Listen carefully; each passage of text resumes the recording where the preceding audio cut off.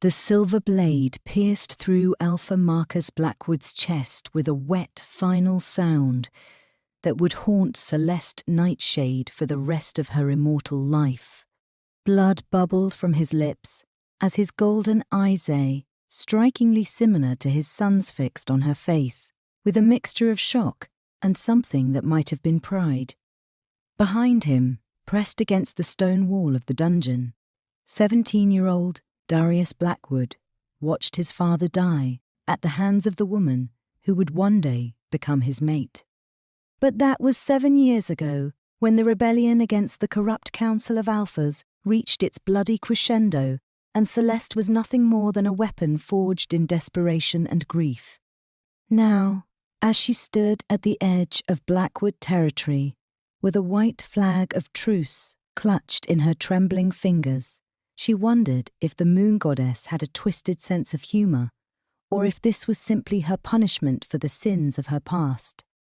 The forest around her thrummed with supernatural energy, every tree and blade of grass acknowledging the presence of one of the most powerful werewolf packs in North America.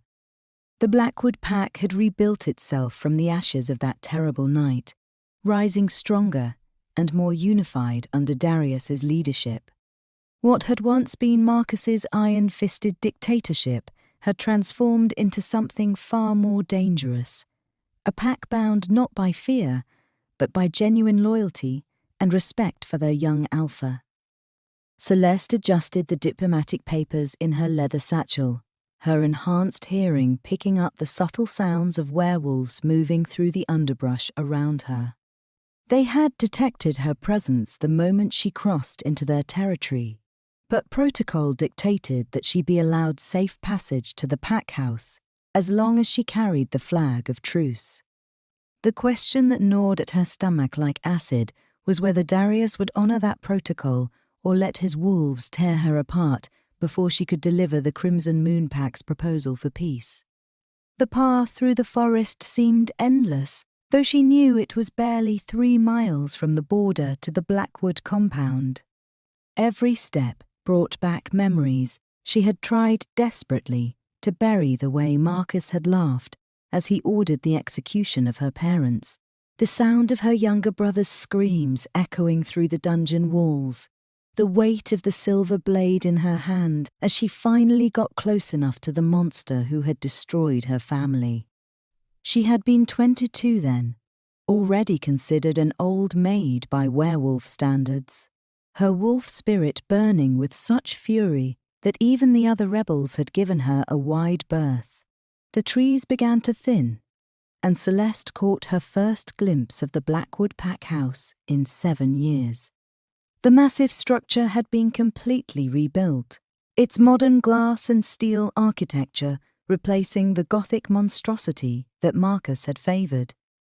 Where the old building had squatted like a malevolent toad amid overgrown gardens, this new structure seemed to grow organically from the landscape, its clean lines and expansive windows creating an impression of openness and light that would have been impossible under the old regime.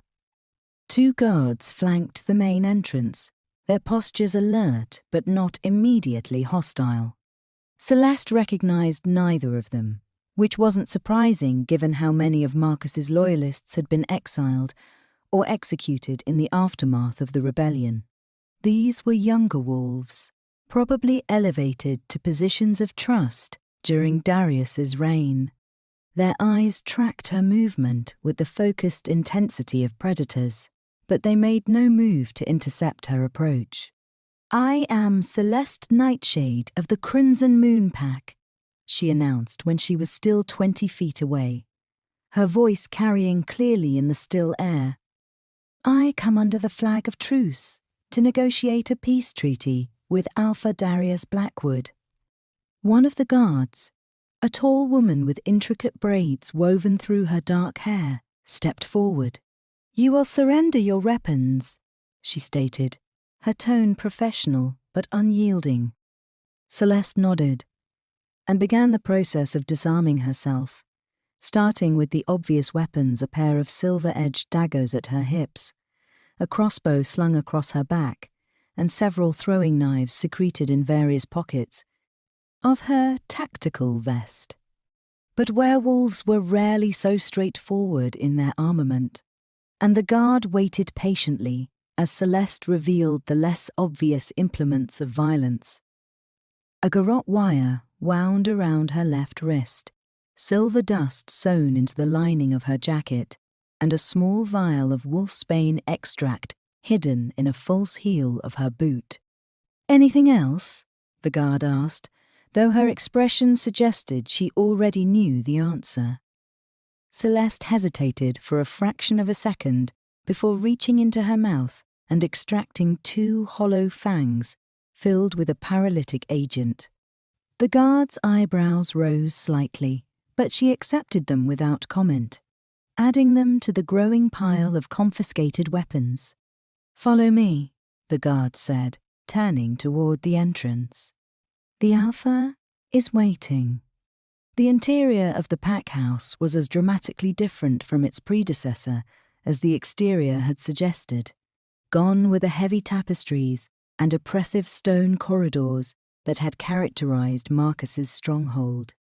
Instead, Celeste found herself walking through spaces filled with natural light and decorated with local artwork and photographs of pack members engaged in everyday activities.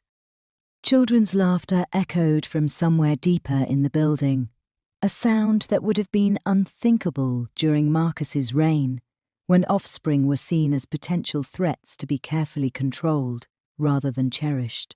They passed through several common areas where pack members paused in their activities to watch Celeste's progress. She felt their eyes on her like physical weights, some curious, others openly hostile, but none fearful. Under Marcus, the pack members had scurried away from visitors like mice, avoiding a cat. These wolves met her gaze with the quiet confidence of people secure in their alpha's protection and their own worth. The guard led her through a set of double doors into what had once been Marcus's throne room, a cavernous space designed to intimidate visitors with its sheer scale and oppressive atmosphere. Darius had transformed it into something that more closely resembled a conference room, with a long table surrounded by comfortable chairs and walls lined with books and maps rather than weapons and trophies. Natural light streamed through skylights that had been cut into the ceiling, and the overall effect was one of serious purpose rather than theatrical menace. But none of these changes registered in Celeste's consciousness, because the moment she stepped through the doors, her wolf spirit recognized its mate, and her entire world shifted on its axis. Darius Blackwood stood at the far end of the room with his back to her, studying a large map mounted on the wall. He had grown considerably since that night in the dungeon at 24. He had filled out into the powerful frame that had been only hinted at in his teenage body. His dark hair was longer now, touching his collar in a style that suggested he was too busy with more important matters to worry about regular visits to a barber. He wore simple clothes, dark jeans, and a charcoal grey sweater that emphasized the breadth of his shoulders without appearing pretentious. When he turned to face her, Celeste's breath caught in her throat. The golden eyes she remembered from that terrible night had developed flecks of green and amber that spoke of wisdom earned through hardship. His face had lost the soft roundness of youth, the sharp angles of his cheekbones and jaw, creating a countenance that was both beautiful and intimidating. But it was the expression in those eyes that stopped her heart recognition, desire, and a bone-deep weariness that mirrored her own. The mating bond hit them both simultaneously, a shock of recognition that went beyond the physical into something primordial and undeniable. Celeste felt her wolf spirit surge forward, demanding that she claim this male as her own, while her human mind reeled with the impossibility and cruel irony of the situation. Across the room, she saw Darius's hands clench into fists as he fought his own wolf's demands, his jaw tightening as he processed what was happening between them. For several heartbeats, neither of them moved or spoke, the air between them crackling with tension and unspoken need. The guard who had escorted Celeste seemed to sense the undercurrents in the room and quietly withdrew, leaving them alone to confront the cosmic joke that fate had played on them both. "Celeste Nightshade," Darius said finally, his voice deeper than she remembered, roughened by the responsibility of leadership and the weight of his pack's expectations. "I should have expected that the moon goddess would have a sense of humor this twisted." She tried to find words, but her throat felt constricted by the intensity of her wolf's reaction to his proximity.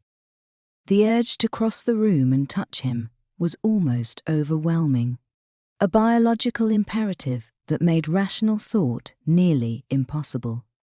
Instead, she forced herself to remain where she was, gripping the strap of her satchel so tightly that her knuckles went white. "Alpha Blackwood," she managed, proud that her voice remained steady despite the chaos raging through her system.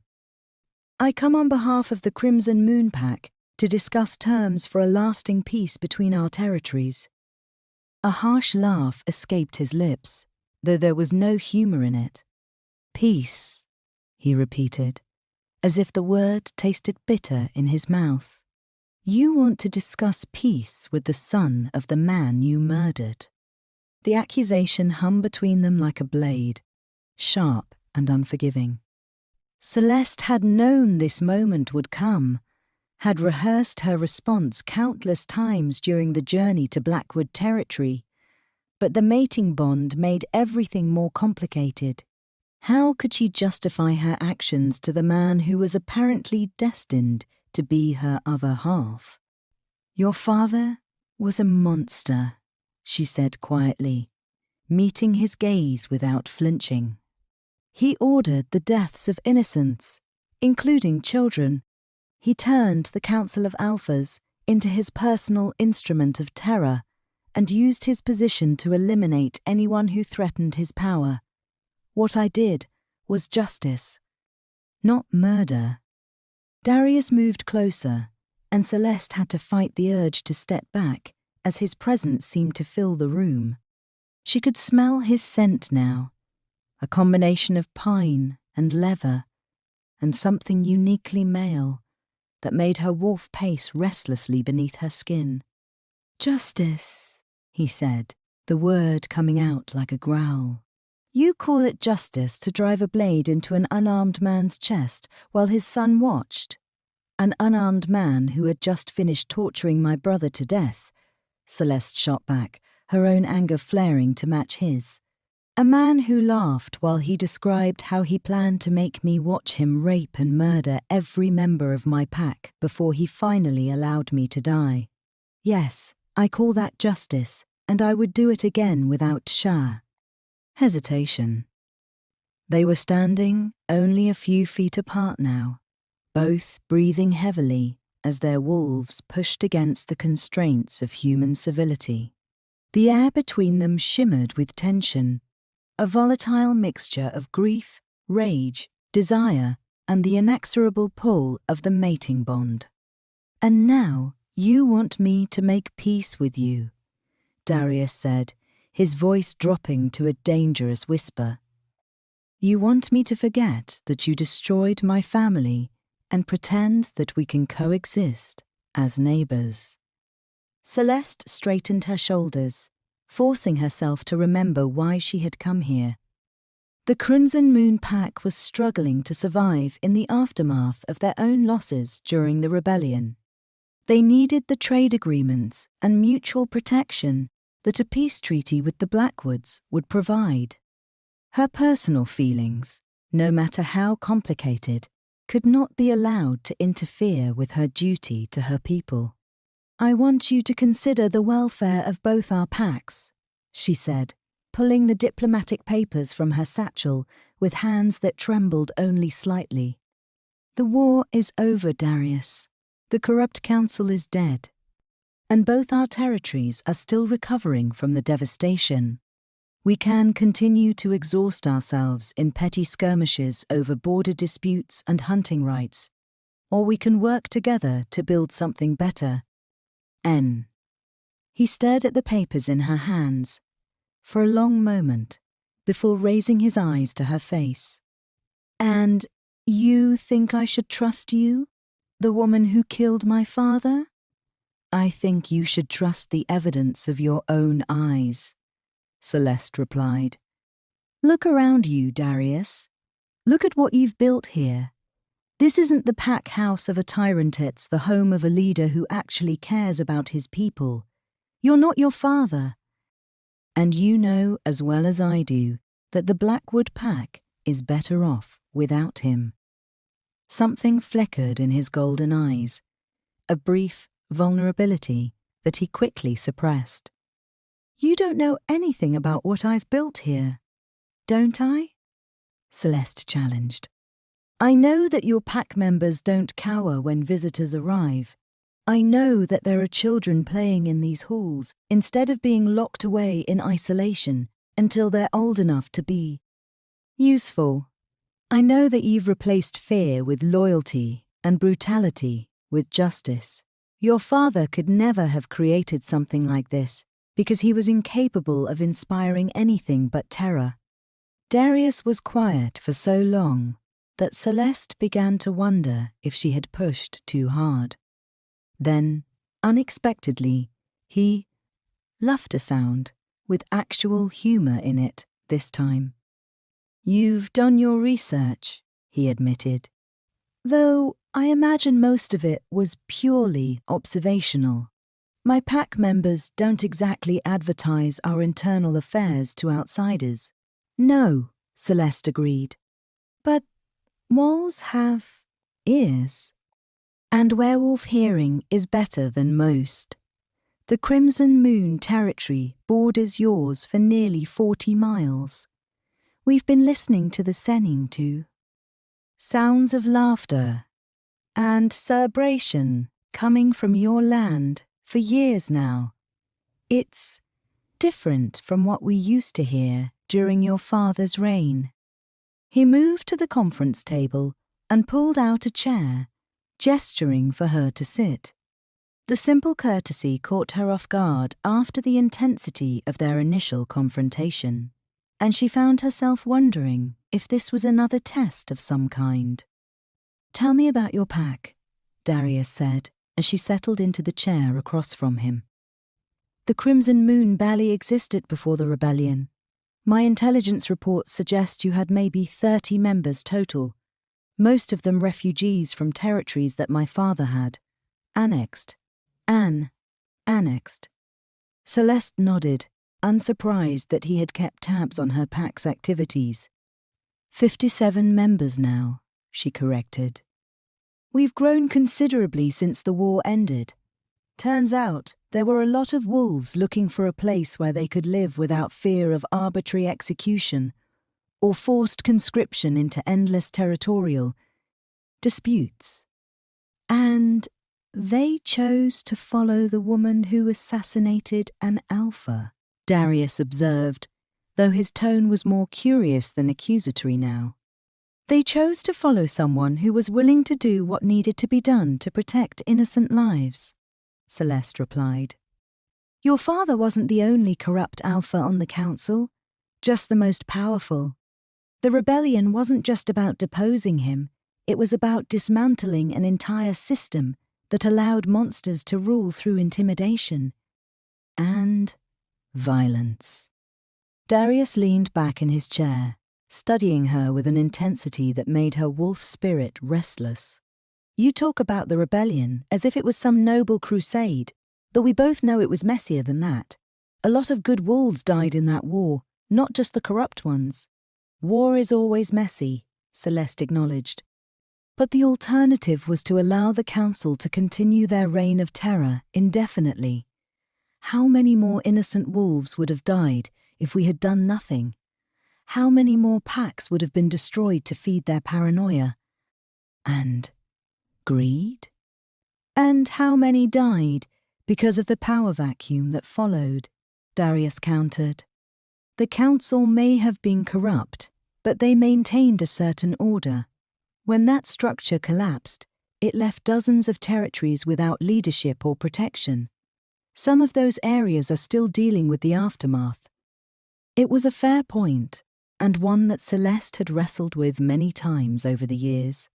The rebellion had achieved its primary goal of removing the corrupt alphas from power, but it had also destabilized the entire werewolf political structure across North America. In some territories, the transition had been relatively smooth, with new leaders emerging organically from within established pack hierarchies. In others, the collapse had led to chaos, civil war, and the kind of suffering that the rebellion had been meant to prevent. Which is exactly why we need this peace treaty, she said, pulling the conversation back to the matter at hand. The Crimson Moon and Blackwood territories together control access to some of the richest hunting grounds and most strategic trade routes in the region. If we can establish a stable alliance, it would provide a foundation for other packs to build upon. We could be the beginning of a new kind of order, one based on cooperation rather than domination. Darius reached across the table and took the diplomatic papers from her hands, his fingers brushing against hers in the process. The brief contact sent a jolt of electricity through both of them, the mating bond responding to even that minimal touch, with an intensity that left them both slightly breathless. He pulled back as if her skin had burned him, focusing intently on the documents to avoid meeting her eyes. Celeste watched his face as he read, noting the way his brow furrowed when he encountered particular clauses and the slight tightening around his eyes when he reached the sections dealing with territorial boundaries and resource sharing agreements. These terms are surprisingly generous, he said after several minutes of silent reading. You're offering to cede hunting rights to the Silverbrook Valley in exchange for access to our trade routes. That valley represents nearly 20% of your territory's game reserves. Celeste nodded. The Crimson Moon Pack has always been more focused on agriculture and craftsmanship than hunting. We have members who are skilled in metalworking, textiles, and herb cultivation, things that other packs need but can't necessarily produce for themselves. Trading hunting rights for access to broader markets makes economic sense for us. And the mutual defense clause, Darius continued, flipping to another page. You're proposing that our packs come to each other's aid in case of external threats. That's a significant commitment, especially considering our history. External threats don't care about our personal grudges, Celeste Astackle replied. There are road packs moving through the region, displaced wolves who've turned to banditry and worse.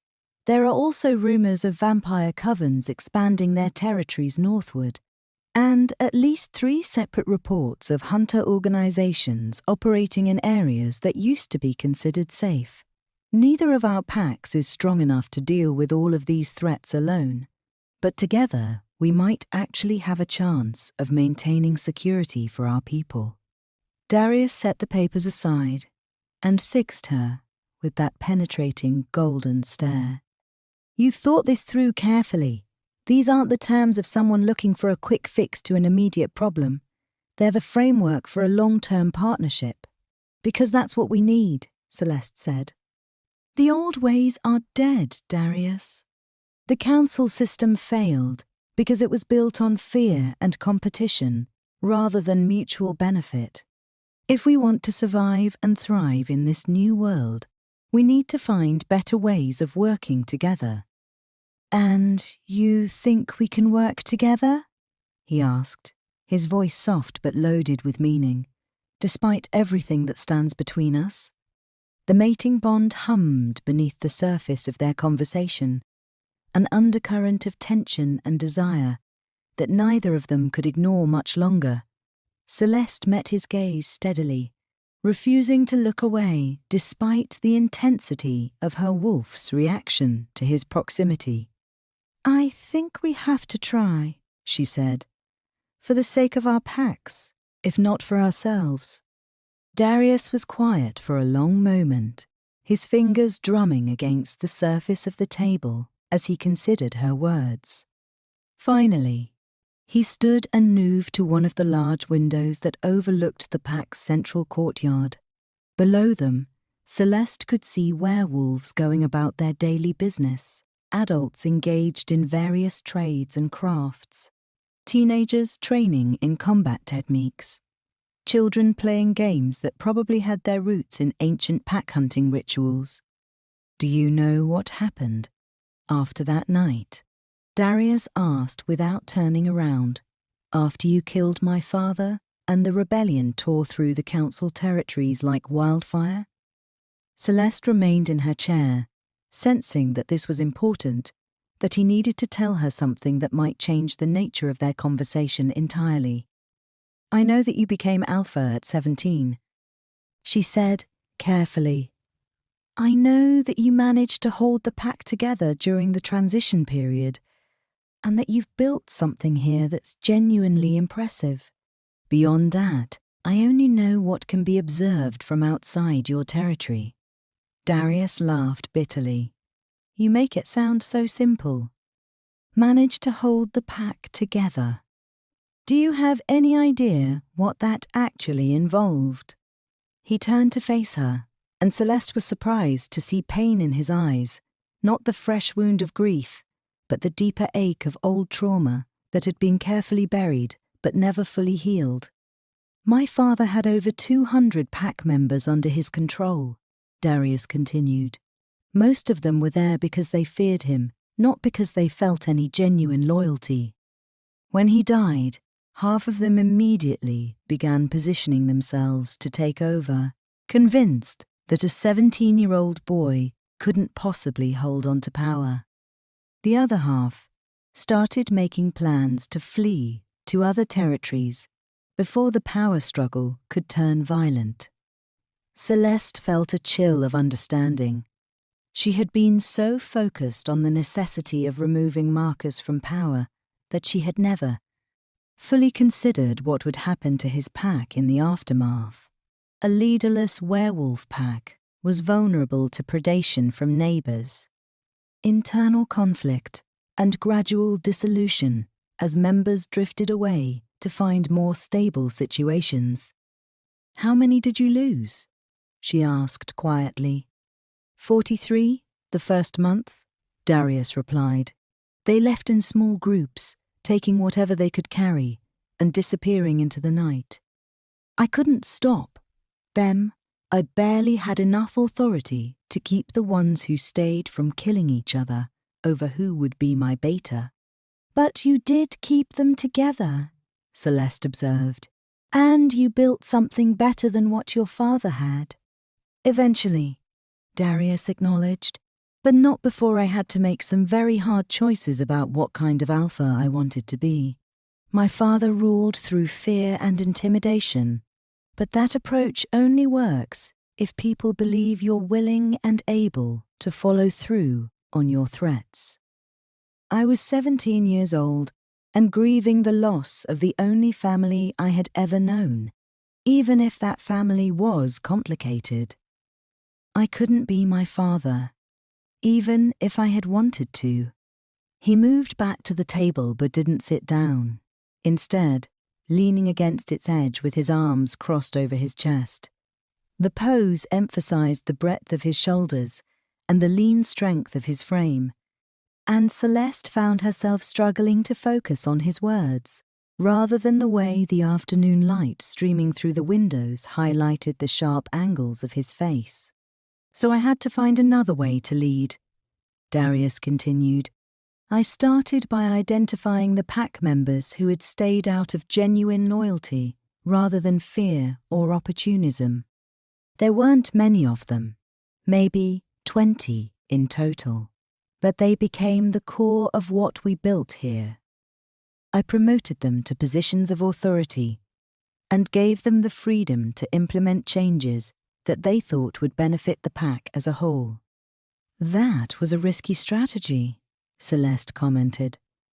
Delegating that much authority could have backfired if you chose the wrong people.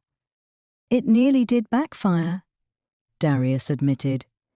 One of my newly appointed lieutenants tried to stage a coup about 6 months after my father's death. He had convinced a dozen other pack members that I was too weak to protect them and that they needed stronger leadership. I had to challenge him to single combat to settle the matter definitively. Celeste could imagine how that fight had gone. Even at 17, Darius would have had the advantage of an alpha's enhanced strength and speed, not to mention the desperate motivation of someone fighting for the survival of everything he had worked to build. After that, things settled down considerably, Darius said. The pack members who had been wavering saw that I was willing to fight for my position and that I could win when challenged. But more importantly, they started to see the benefits of the changes we were implementing. Better living conditions, fairer distribution of resources, opportunities for advancement based on merit rather than political connections. It took time, but gradually we built something that people wanted to be part of rather than something they were trapped in. Celeste found herself genuinely impressed by what he had accomplished. Taking over leadership of a pack under normal circumstances was challenging enough. But doing so as a teenager, in the aftermath of a violent rebellion, while dealing with internal challenges to his authority, must have been nearly impossible. The fact that he had not only survived but thrived spoke to both his intelligence and his strength of character. Your father would have handled the coup attempt differently, she observed. My father would have executed not just the lieutenant but his entire bloodline, Darius agreed grimly. He believed that mercy was a sign of weakness and that fear was the only reliable way to maintain control. I used to think he was right about that. What changed your mind? Celeste asked. Darius was quiet for a long moment, his golden eyes distant as he remembered something from his past. There was a pack member named Elena. She had been one of my father's enforcers, responsible for carrying out punishment for various infractions. She was good at her job, efficient and thorough, but I could tell that she hated every minute of it. After I took over, I gave her the option to move to a different role within the pack hierarchy. He paused, running a hand through his dark hair in a gesture that seemed unconscious but somehow endearing. She broke down crying when I told her she didn't have to hurt people anymore. Darius continued. It turned out that she had been forced into the enforcer role after her mate was killed during one of my father's territorial expansions. He had threatened to have her children executed if she didn't comply with his orders. She had spent 3 years carrying out punishments she despised, living in constant fear that any sign of weakness or reluctance would result in the death of her offspring. Celeste felt a familiar anger building in her chest as she listened to the story. Marcus Blackwood's cruelty had extended far beyond. The obvious victims of his regime had poisoned the lives of people who had been forced to become complicit in his system of terror. Elena became one of my most trusted advisors, Darius said. She helped me identify other pack members who had been coerced into roles they hated and gave me insights into how my father's system had really operated. But more than that, she showed me that people would respond to genuine kindness and respect in ways that fear could never achieve. She's been instrumental in transforming this pack into what it is today. And where is Elena now? Celeste asked, though she suspected she already knew the answer from the note of loss in Darius's voice. She died 2 years ago defending a group of pups from a rogue pack incursion. Darius replied, his jaw tightening with suppressed emotion. She didn't have to put herself in danger there, were others who could have handled the situation. But she said that protecting children was what she had always wanted to do, instead of hurting people. She got her wish, I suppose. The pain in his voice was unmistakable, and Celeste felt an unexpected surge of sympathy for him. Leadership always came with losses, but losing someone who had been instrumental in helping him build a better version of his pack must have been devastating. She sounds like she was an exceptional person, Celeste said softly. She was, Darius agreed. And she would have supported this peace treaty. Elena always believed that cooperation was stronger than conflict in the long run. The admission seemed to surprise him, as if he hadn't consciously made the connection between Elena's philosophy and Celeste's proposal until that moment. He straightened up and reached for the diplomatic papers again, scanning through them with renewed attention. These resource-sharing agreements, he said, pointing to a specific section. You're proposing to establish joint training exercises between our pack's warriors. That's ambitious. Celeste nodded. Both our packs have developed different specializations over the years. The Crimson Moon focuses heavily on stealth and reconnaissance techniques, while the Blackwood pack is known for its tactical coordination and defensive strategies. Cross-training would make both our forces more versatile and effective. It would also require a significant level of trust, Darius pointed out. We'd be sharing information about our combat capabilities and strategic weaknesses. Trust has to start somewhere, Celeste replied. And, frankly, we're going to need every advantage we can get if the external threats continue to escalate. There have been 3 separate incidents along our eastern borders in the past month, rogue wolves testing our defenses and probing for weaknesses. They're getting bolder and more organized. Darius frowned. We've seen similar activity along our northern boundaries. Coordinated attacks on isolated patrol groups. Systematic theft of supplies from our outlying settlements. If it's the same organization, they're operating across a much larger area than we initially realized. Which is why we need to pool our intelligence and coordinate our responses, Celeste said. A threat that large can't be handled by individual packs working in isolation. Darius set the papers aside and began pacing the length of the room, his movement restless and predatory. Celeste watched him move, admiring the fluid grace of his stride and the way his muscles moved beneath his clothes. Her wolf spirit stirred restlessly, reminding her that this conversation was taking place between potential mates as well as political leaders. There's another issue we need to address, Darius said suddenly, stopping his pacing to face her directly. The mating bond. The words hung in the air between them, like a challenge. Neither of them had explicitly acknowledged what had happened when they first laid eyes on each other, but it was impossible to ignore the electric tension that continued to simmer beneath their diplomatic discussion. Yes, Celeste said simply, meeting his gaze without flinching. There is. The bond doesn't care about our history, Darius continued, his voice rough with suppressed emotion. It doesn't care that you killed my father, or that our packs have been enemies for years. As far as our wolves are concerned, we belong together, and they're going to keep pushing us toward each other until we either accept it or go insane fighting against it. Celeste could feel the truth of his words in every fibre of her being.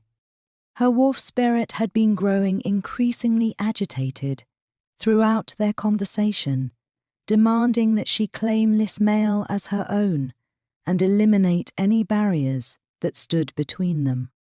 The urge was becoming harder to resist with each passing minute, and she could see in Darius's eyes that he was experiencing the same internal battle. "What are you proposing?" she asked carefully. "I'm proposing that we acknowledge the reality of our situation," Darius replied, moving closer to her chair. "The mating bond isn't going to disappear just because it's inconvenient. We can fight against it, but that will only make both of us miserable and potentially compromise our ability to lead our respective packs." Celeste stood up as he approached, her body responding to his proximity with an intensity that made rational thought difficult. "And the alternative?" "The alternative is that we accept what fate has given us and figure out how to make it work," Darius said, now standing close enough that she could feel the heat radiating from his skin. "We're both alphas. We're both leaders who put our pack's welfare above our personal desires. Maybe that's enough to build something on." The proposition was logical, but it ignored the massive emotional and psychological obstacles that lay between them. How could she mate with the son of the man she had killed? How could he accept as his partner the woman who had destroyed his family? The practical benefits of such a union would be enormous. Their combined packs would control a significant portion of the regional territory and resources, but the personal cost seemed almost unbearable. "You're talking about a political marriage," Celeste said, trying to inject some rationality into a situation that felt increasingly surreal. "I'm talking about making the best of a situation that neither of us asked for," Darius corrected. "The mating bond exists whether we act on it or not. At least this way, we could potentially turn it into something that benefits both our packs instead of tearing us apart from the inside."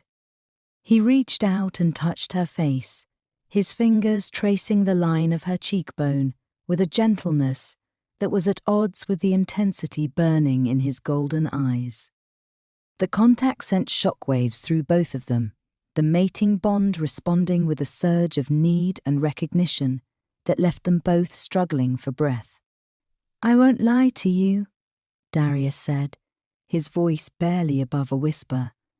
"Part of me still hates you for what you did, but part of me also understands why you did it. And that part is growing stronger every moment I spend in your presence. Maybe hate and understanding can coexist. Maybe they have to, if we're going to find a way forward."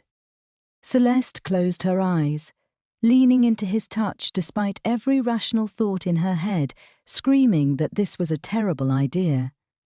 Her wolf spirit was practically purring with satisfaction at finally making contact with its mate, while her human mind reeled with the implications of what he was suggesting. "This is insane," she whispered. "Yes," Darius agreed, his thumb brushing across her lower lip. "But so is trying to fight against something this powerful. I've seen what happens to wolves who refuse their destined mates they waste away from the inside, becoming shadows of themselves until they either die or go completely feral. Is that really better than trying to make this work?" Celeste opened her eyes and found herself drowning in the molten gold of his gaze.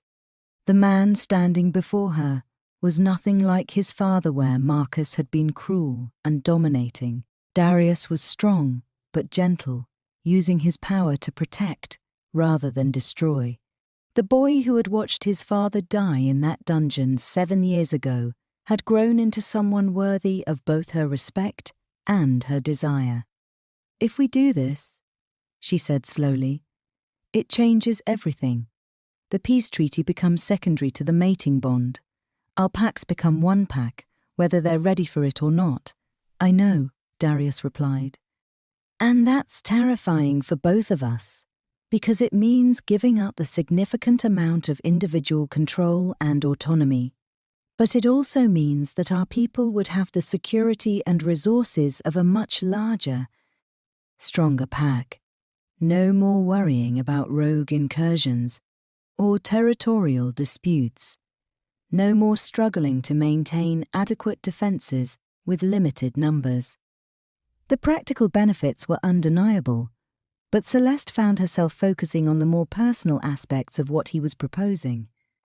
A true mating bond wasn't just a political alliance, it was a complete merging of lives, hearts, and souls.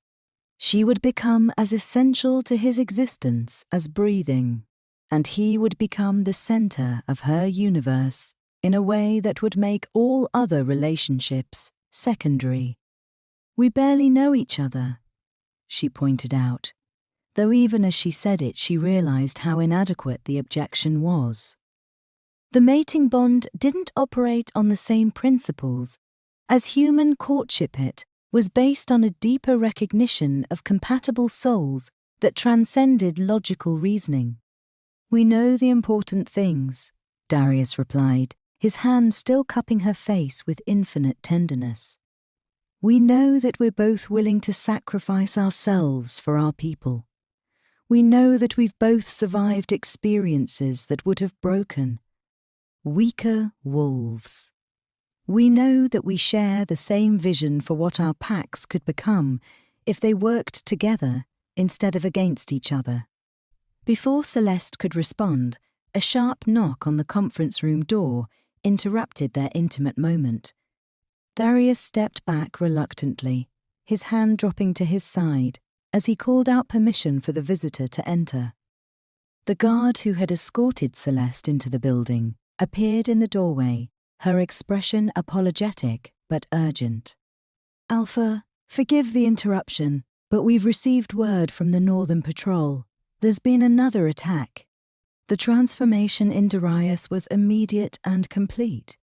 The man who had been touching her face with such gentleness became the Pack Alpha in the space of a heartbeat, his posture straightening and his expression hardening into the mask of command that his people would expect in a crisis.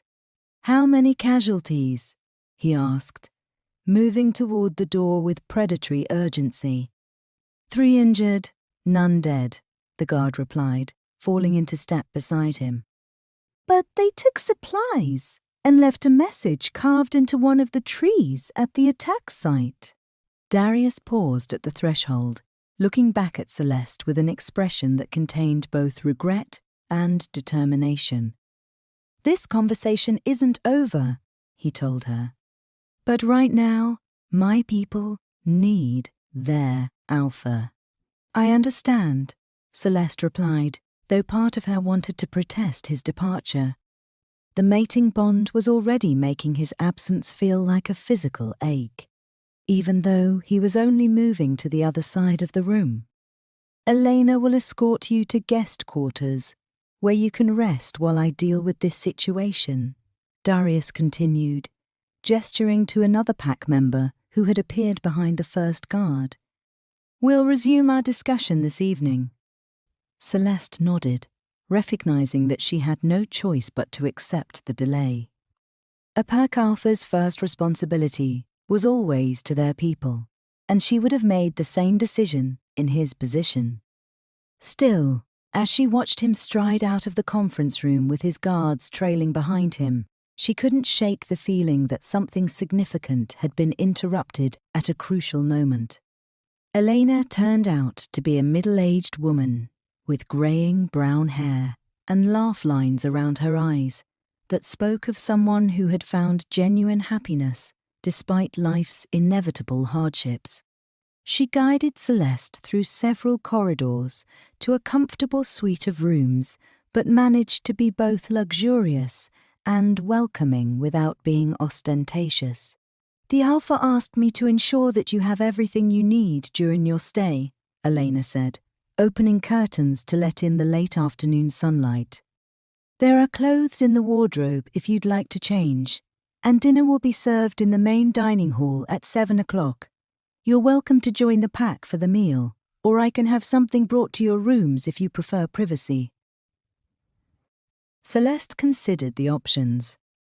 Eating with the pack would give her valuable insights into the dynamics of Darius's people, but it would also expose her to potentially hostile reactions from wolves who might blame her for their former alpha's death.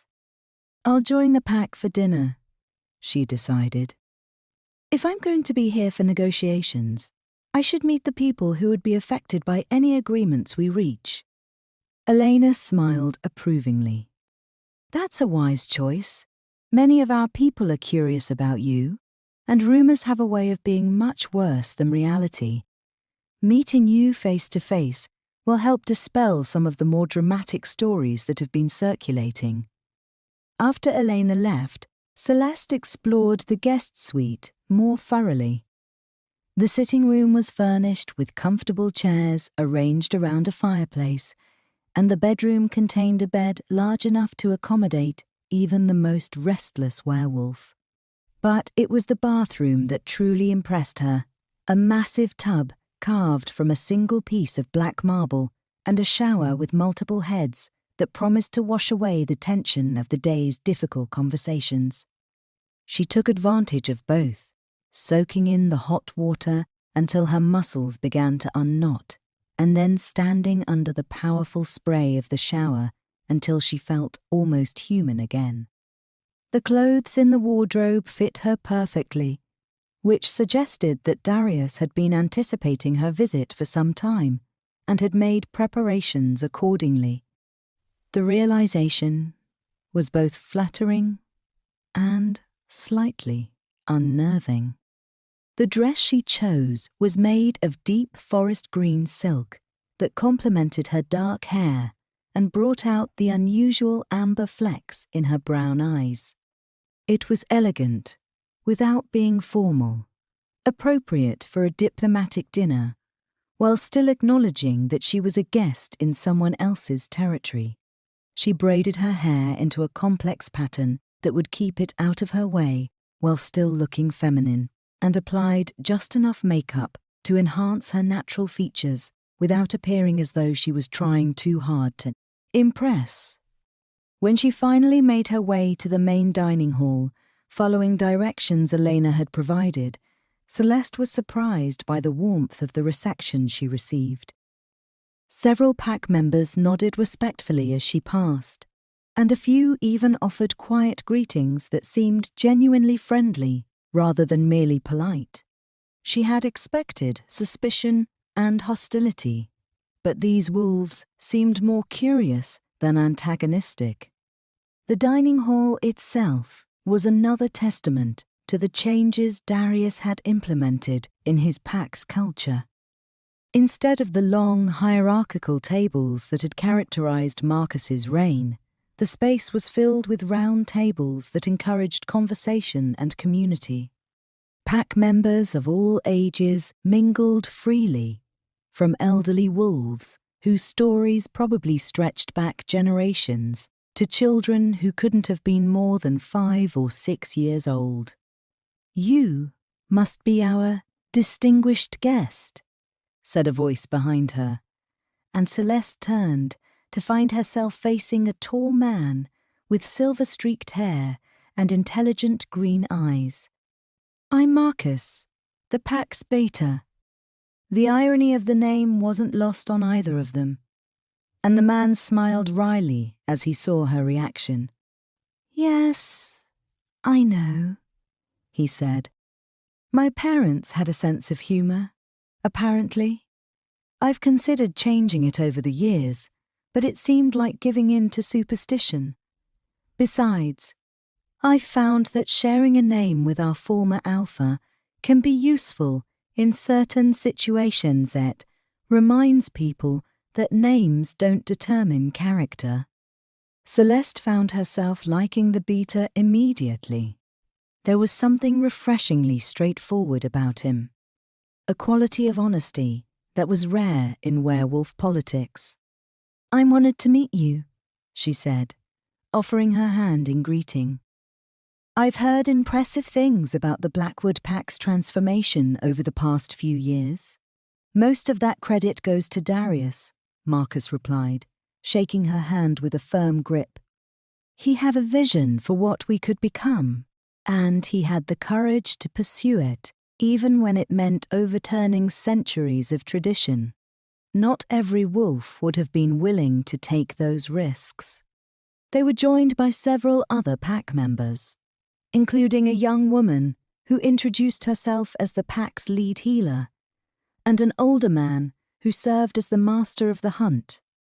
The conversation that followed was unlike anything Celeste had experienced in her interactions with other packs. Instead of the careful, formal exchanges that characterized most diplomatic encounters, these wolves spoke with the easy familiarity of people who genuinely enjoyed each other's company. "Tell us about the Crimson Moon territory," the healer asked during a lull in the conversation.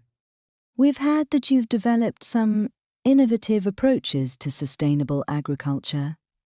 Celeste found herself drawn into an animated discussion about crop rotation techniques and soil management practices that lasted through most of the first course.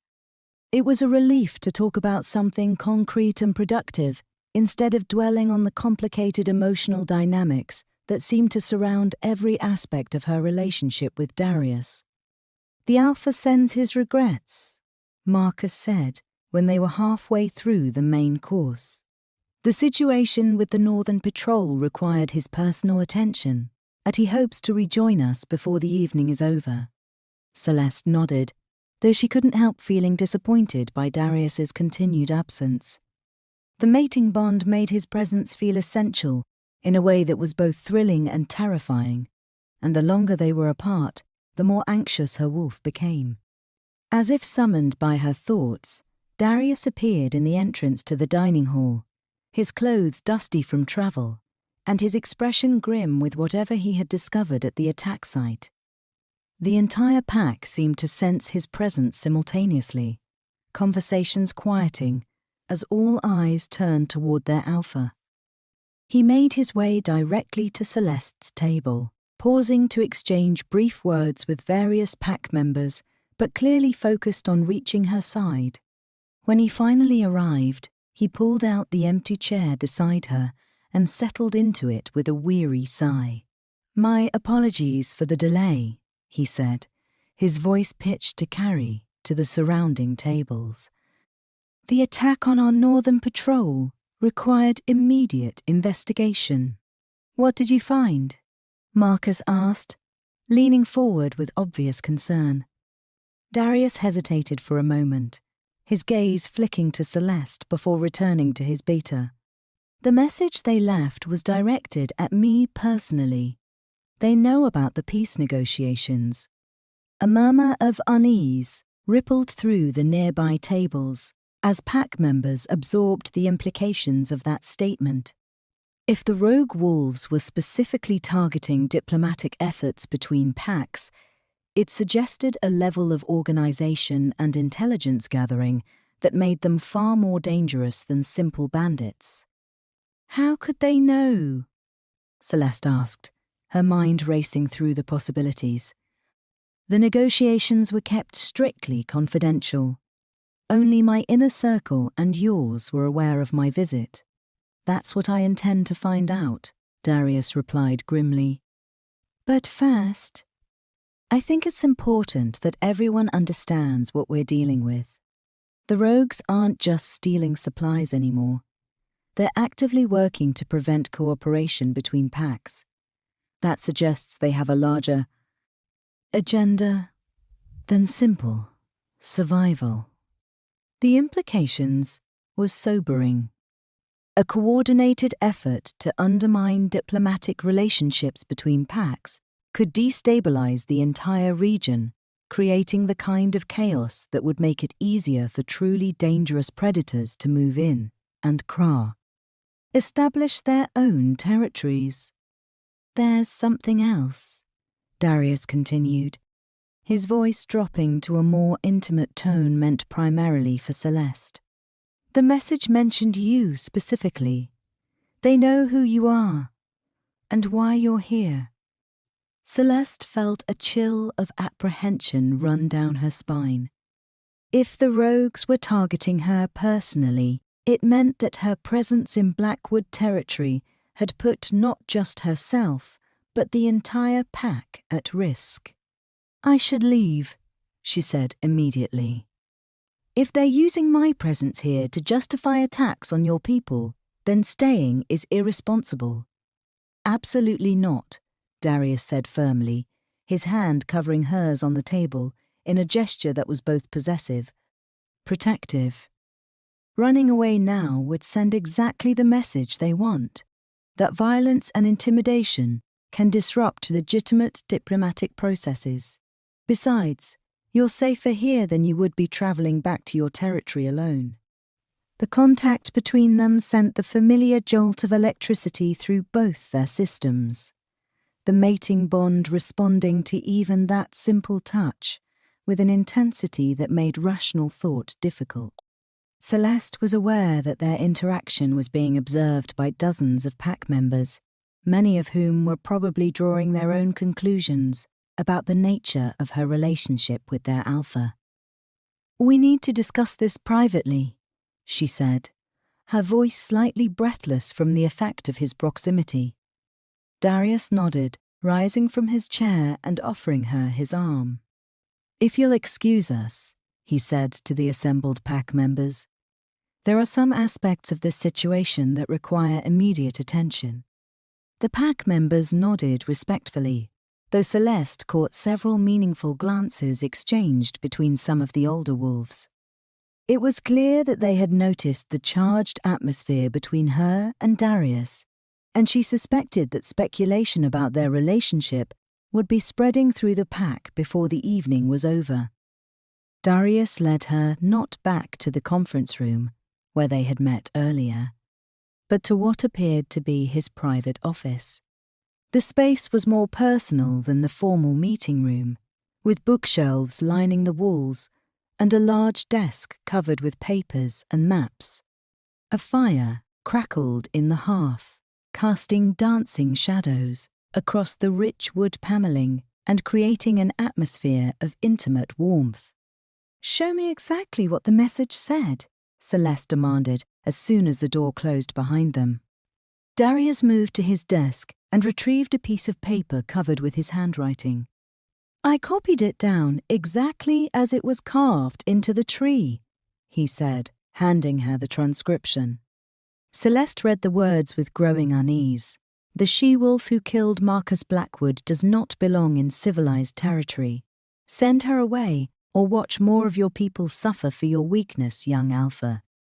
"They're trying to drive a wedge between us," she observed, setting the paper aside. "Make you choose between protecting me and protecting your pack." "Yes," Darius agreed. "And they're counting on the assumption that you'll prioritize my pack's safety over your own presence here. They expect you to leave voluntarily to prevent further attacks." Celeste moved to the window, staring out at the darkening landscape as she processed the implications of the message. The rogues had done their research well. They knew exactly which pressure points to target to maximize the emotional impact of their threat. "Maybe they're right," she said quietly. "Maybe I should leave." She felt, rather than saw, Darius move up behind her, his presence radiating heat and barely controlled power. When he spoke, his voice was rough with emotion.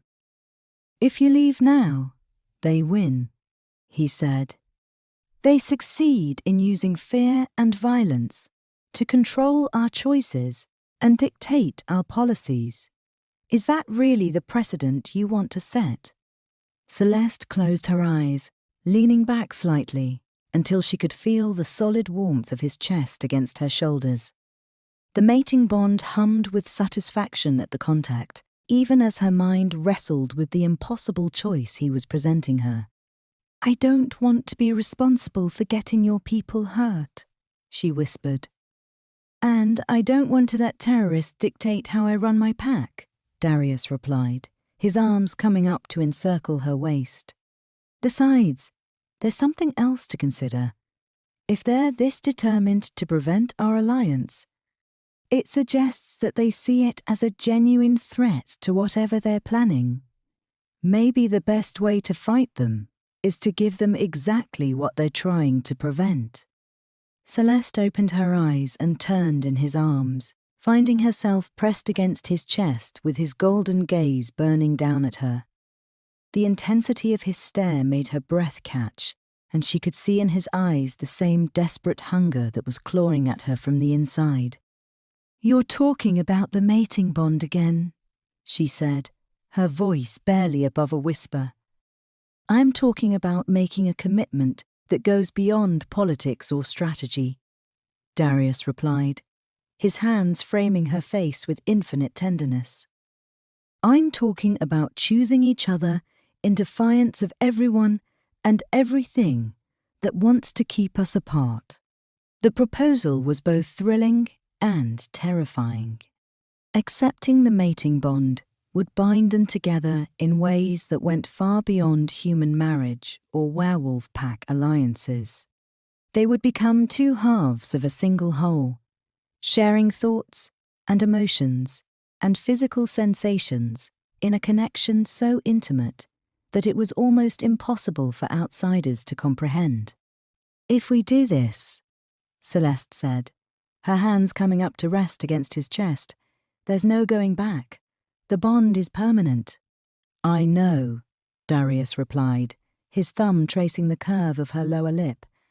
"And right now, that seems like the most appealing aspect of the whole arrangement." Before she could respond, he bent his head and kissed her, and Celeste's world exploded into sensation and need. The mating bond, which had been simmering beneath the surface of their interactions all day, roared to life with an intensity that left them both gasping. She could taste his desire on her lips, could feel his heartbeat thundering in rhythm with her own, could sense the wolf spirit that lived beneath his human facade rising to claim its mate. When they finally broke apart, both breathing heavily, Celeste knew that any pretense of rational decision-making had been abandoned. The bond was too strong, too fundamental to their natures, to be denied any longer. "Yes," she whispered against his lips, the single word carrying the weight of complete surrender. Darius growled, low in his throat, the sound vibrating through his chest and into hers. "Mine," he said, his voice rough with possessive need. "Yours," Celeste agreed, feeling something deep inside her settle into place as she finally accepted what fate had decreed. The claiming that followed was unlike anything either of them had experienced before. It was more than physical union, more than emotional connection. It was a fundamental rewiring of their spirits, a merging that made them stronger together than they had ever been apart. When Darius's teeth found the sensitive spot where her neck met her shoulder, marking her as his mate, Celeste felt the bond snap into place with an almost audible click. Suddenly, she could sense his thoughts at the edges of her consciousness, could feel his emotions as if they were her own. The love that flooded through their connection was so intense that it brought tears to her eyes, followed immediately by a fierce protectiveness that made her want to challenge anyone who might threaten this precious thing they had created. Together. "I can feel you," she breathed, her voice filled with wonder. "And I can feel you," Darius replied, his arms tightening around her, as if he never intended to let her go. "My mate, my heart." They remained entwined for long minutes, adjusting to the new reality of their shared consciousness. The bond was still settling into place, creating pathways between their minds that would allow them to communicate without words and share strength when one of them was weakened or injured. Finally, Practical concerns began to intrude on their blissful isolation. They were still facing the threat of the rogue wolves, still dealing with the complex politics of merging two packs, still navigating the emotional minefield created by their shared history. "Your pack is going to have questions," Celeste said, reluctantly pulling back enough to meet his gaze. "Let them ask," Darius replied, though she could sense his underlying anxiety through their new connection. "This is the right choice for everyone involved, even if it takes some time for people to adjust to the idea." Celeste wasn't entirely convinced that the transition would be as smooth as he seemed to believe, but she could feel his confidence bolstering her own doubts through the bond. Having someone who believed in her so completely was a new experience, and one that she found both comforting and slightly overwhelming. "We should return to the others," she said, though every instinct screamed at her to remain in the safety of his arms. "In a moment," Darius said, his lips finding hers again in a kiss that was gentler but no less claiming than their first. "I want to savor this a little longer before we have to face the outside world." Celeste melted into his embrace, allowing herself to be swept away by the intensity of their connection. Tomorrow would bring new challenges and difficult conversations, but for now, she was exactly where she belonged. When they finally emerged from Darius's office, hand in hand and radiating the unmistakable aura of newly mated wolves, the pack house had settled into its evening routine. Most of the pack members had dispersed to their own quarters, leaving only a few individuals in the common areas. Marcus was waiting for them in the main corridor, his expression knowing but carefully neutral. As Beta, he would have sensed the change in his alpha's emotional state through the pack bond, and his presence suggested that he had anticipated this development. "Congratulations," he said simply, offering them both a respectful nod. "The pack will be honored to welcome our new alpha female." The title sent a thrill through Celeste that she hadn't expected. She had been an alpha in her own right for years, but the idea of sharing that role with someone else, of being part of a true partnership, was both exciting and daunting. "Thank you, Marcus," Darius replied, his voice carrying the formal tone he used for official pack business. "Please call a meeting of the Pack Council for tomorrow morning. There will be several matters to discuss." "Of course, Alpha," Marcus said. "And, Alpha Celeste, your former pack will need to be informed of the new arrangement. Would you like me to arrange for secure communications?" Celeste nodded, appreciating his efficiency and foresight. The Crimson Moon Pack would need time to adjust to the idea of merging with their former enemies, and the news would be better received if it came directly from her rather than through outside channels. "I'll need to speak with my beta tonight," she said. "He'll want to hear about this directly from me before the formal announcements are made."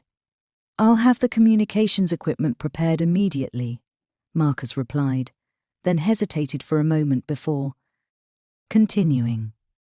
"If I may, Alpha Celeste, your reputation precedes you. Many of our pack members have heard stories of your leadership during the rebellion and the work you've done to build the Crimson Moon Pack. They're eager to learn from someone with your experience." The comment was clearly intended to ease any concerns she might have about her acceptance within the Blackwood Pack, and Celeste felt a rush of gratitude for the beta's diplomatic skills. "I look forward to meeting with them," she said, "and I hope that the integration of our packs will benefit everyone involved."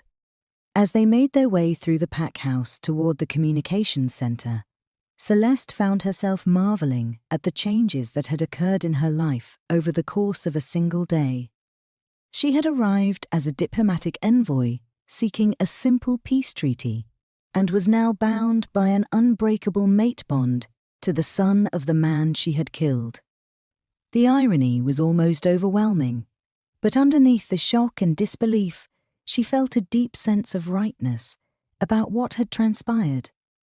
The communications centre was a small room filled with modern equipment that would allow secure contact with other werewolf territories across the continent. Marcus showed her to a private booth and helped her establish a connection with the Crimson Moon Pack house before discreetly withdrawing to give her privacy for the difficult conversation ahead. Her beater, Thomas Redwing, appeared on the screen, looking slightly harried and concerned. He was a practical man in his 50s who had joined the Crimson Moon Pack during its early days and had become one of Celeste's most trusted advisors over the years. "Celeste, thank the moon goddess," Thomas said, relief evident in his voice. "We received reports of increased rogue activity in the area, and were beginning to worry about your safety." "I'm fine, Thomas," Celeste replied, though she could feel her nervousness building as she prepared to deliver news that would change everything for both their packs. "But there have been some unexpected developments that we need to discuss." Thomas's expression grew serious as he detected the gravity in her tone. "What kind of developments?" Celeste took a deep breath, drawing strength from her awareness of Darius's presence in the building around her. "I found my mate, Thomas, and it's Alpha Darius Blackwood." The silence that followed was so complete that Celeste wondered if the connection had been lost. Thomas stared at her through the screen with an expression of complete bewilderment, as if she had just announced that she had decided to become a vampire or take up residence on the moon. "I'm sorry," he said finally, "but I think there might be some interference with the signal. It sounded like you said you've mated with Marcus Blackwood's son." "That's exactly what I said," Celeste confirmed, forcing herself to maintain eye contact, despite her urge to look away from his shocked expression. "The mating bond manifested the moment we met. We've completed the claiming ritual, and our packs will be merging under joint leadership." Thomas rubbed his forehead with both hands, a gesture she recognized as his way of processing information that challenged his fundamental assumptions about the world.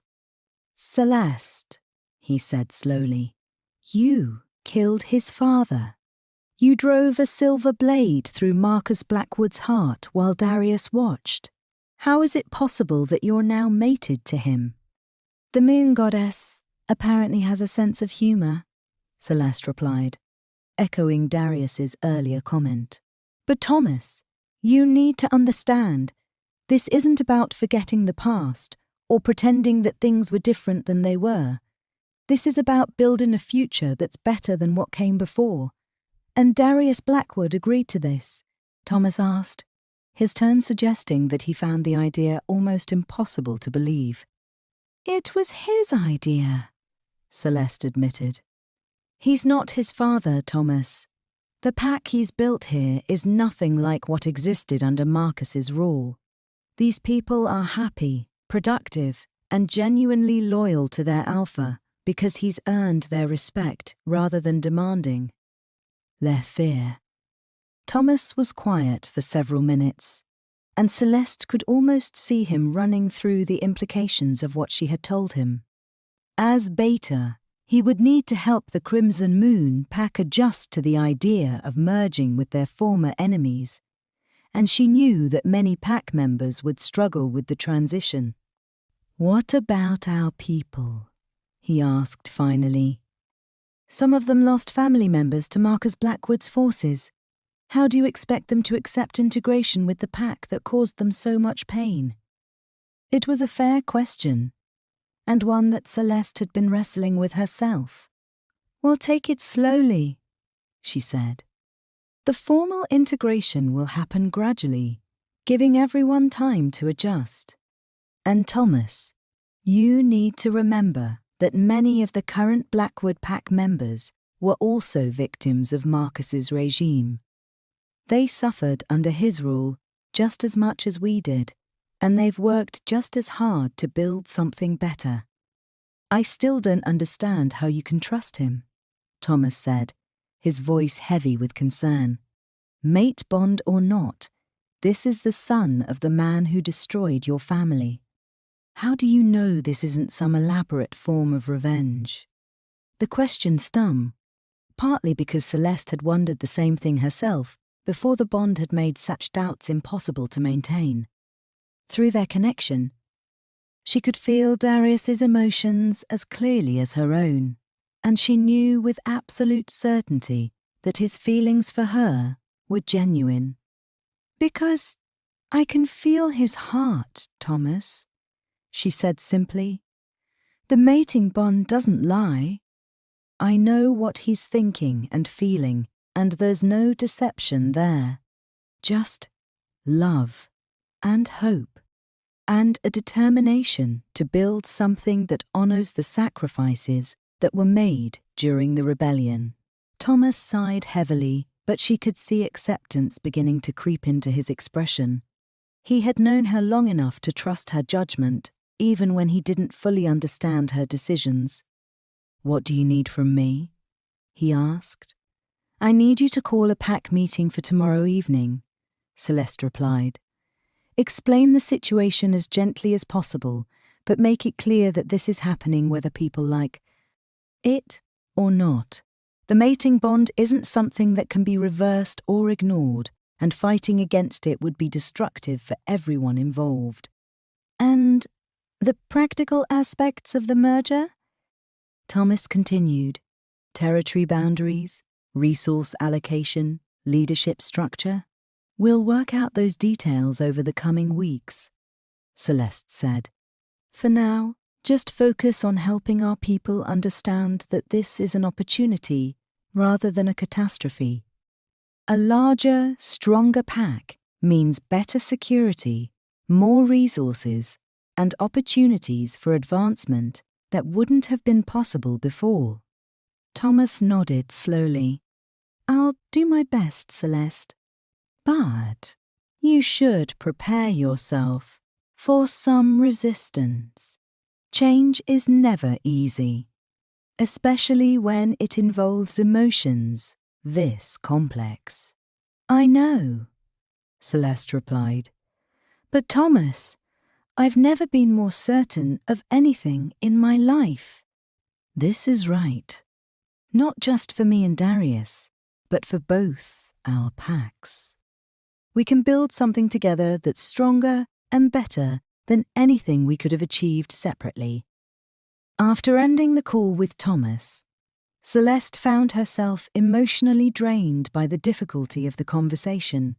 She had expected his concerns and resistance, but articulating her reasons for accepting the mating bond had forced her to confront her own lingering doubts and fears about the path she had chosen. Darius appeared in the doorway of the communications center as if summoned by her emotional turmoil. His presence immediately comforting through their newly formed bond. Difficult conversation? He asked, moving to stand behind her chair and placing his hands on her shoulders. Thomas is concerned about how the pack will react to the news, Celeste admitted, leaning back into his touch. He's worried that some of our members won't be able to accept integration with your pack. And you're worried that he might be right, Darius observed, his fingers beginning to massage the tension from her shoulders. Celeste closed her eyes, allowing herself to relax into his care. Some of our people have very good reasons to hate anything associated with the Blackwood name. It's going to take time and patience to help them understand that you're not your father. We have time, Darius replied, and more importantly, we have each other. The bond between us will strengthen both packs, even if it takes a while for everyone to recognize that. His confidence was infectious. and Celeste felt her own doubts beginning to recede as his certainty flowed through their connection. Having a partner who believed so completely in their shared future was a luxury she had never allowed herself to imagine. "There's something else we need to discuss," Darius continued, his tone becoming more serious. "The rogue wolves who've been attacking our territories.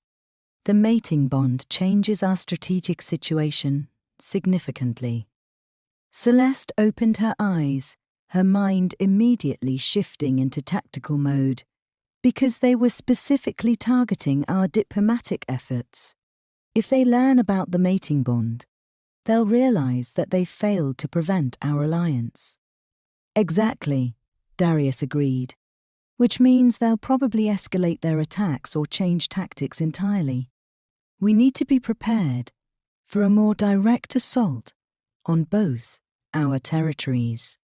The implications were sobering.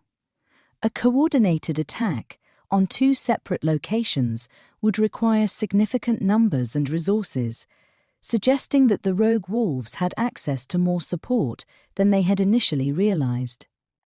"We should combine our intelligence networks immediately," Celeste said, her strategic instincts taking over. "If they're planning something major, there will be signs increased movement in neutral territories. Attempts to recruit additional fighters, stockpiling of weapons or supplies. I'll have Marcus coordinate with your intelligence contacts," Darius replied. "And we should consider relocating some of your pack members to Blackwood territory temporarily. If the rogues are targeting the Crimson Moon, specifically because of your role in the negotiations, your people might be safer here, where we have better defensive capabilities." The suggestion made tactical sense, but Celeste knew that convincing her pack to relocate, even temporarily, would be almost impossible. The Crimson Moon Pack had worked too hard to establish their own territory to abandon it at the first sign of external threat. "They won't come willingly," she said, "and forcing them to relocate would undermine everything we've built together over the past 7 years. Then we'll have to find another way to protect them," Darius said, his arms coming around her, in a gesture that was both comforting and protective. "But Celeste, you need to understand if something happens to you or your people, because of our mating bond, I'll never forgive myself." The raw emotion in his voice made her chest tighten with sympathetic pain. Through their connection, she could feel the depth of his concern and the genuine guilt he felt about potentially exposing her pack to additional danger. "This isn't your fault," she said firmly, turning in his arms to face him directly. "The rogues were already targeting both our territories before we ever met. The mating bond didn't create this threat, it just gave us better tools to deal with it." Darius searched her eyes as if looking for signs of doubt or resentment, but apparently found only the conviction that she felt so strongly. "I love you," he said, suddenly. The words seeming to surprise him, as much as they surprised her. Celeste felt her heart stop for a moment before resuming its rhythm at double speed. She had known that the mating bond would eventually lead to love. It was an inevitable part of the process, but she hadn't expected the emotion to manifest so quickly or with such intensity. "I love you too," she replied, the words feeling both natural and miraculous as they left her lips. "Which is why we're going to find a way to make this work, no matter what obstacles we face." The kiss that followed was different from their earlier passionate claiming. It was gentle and reverent, a sealing of promises and a celebration of the love that was growing between them with each passing moment. When they finally separated, both felt steadier and more confident about the challenges that lay ahead. "We should get some rest," Darius said reluctantly. "Tomorrow is going to be a difficult day, and we'll need all our strength for the conversations ahead." Celeste nodded, though part of her was reluctant to end this perfect moment of connection and understanding.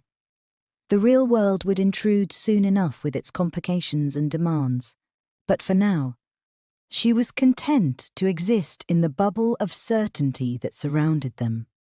"Will you stay with me tonight?" she asked, the question carrying layers of meaning beyond the simple words. "For the rest of our lives." Darius replied, and Celeste knew that he meant it in every possible sense. The morning brought news that neither of them had been prepared for. Marcus arrived at their suite with a grim expression and a communication device clutched in his hand. "Alpha, we've received a message from the Crimson Moon territory," he said, his voice tight with concern. "They've been attacked." Celeste felt the blood drain from her face as she processed the implications of his words. Through their bond, she could feel Darius's immediate surge of protective rage, followed quickly by the calculating coldness of Anne. "Alpha, preparing for war." "How bad?" she asked, though part of her didn't want to hear the answer. "3 buildings destroyed, including part of your pack house," Marcus replied. 14 injured, but no deaths. Thomas managed to evacuate most of the pack to the underground shelters before the main assault began. Celeste closed her eyes, guilt and rage warring in her chest as she absorbed the news. Her people had been attacked because of her choices, because she had dared to pursue peace with their former enemies and had found love in the most impossible of places. "There's more," Marcus continued reluctantly. "The attackers left another message. This one was painted on what's left of your main gate." He handed her a photograph taken by one of the Crimson Moon Scouts, and Celeste felt her wolf spirit snarl with fury as she read the blood-red words. "The traitor Alpha has chosen her new master. Her pack will pay the price for her betrayal." "Traitor," she whispered, the word hitting her like a physical blow. "They're calling me a traitor for mating with you." Darius moved behind her, his hands settling on her shoulders in a gesture that was both comforting and possessive. "You're not a traitor," he said firmly. "You're building bridges where others would build walls. There's nothing traitorous about choosing love and cooperation over hatred and isolation. Tell that to my pack members who are injured in their own territory because I couldn't keep my wolf under control," Celeste replied bitterly, the photograph crumpling in her clenched fist. Through their bond, Darius felt the self-recrimination and guilt that was eating at her from the inside. He turned her to face him, his golden eyes blazing with protective fury. "This is not your fault," he said, his voice carrying the unmistakable authority of an alpha. "The rogues chose violence. They chose to target innocent people to make a political point. You chose love and hope and the possibility of a better future. Don't you dare let them make you ashamed of that choice." His conviction flowed through their connection, bolstering her own wavering confidence and reminding her of the strength that had carried her through the dark years of the rebellion.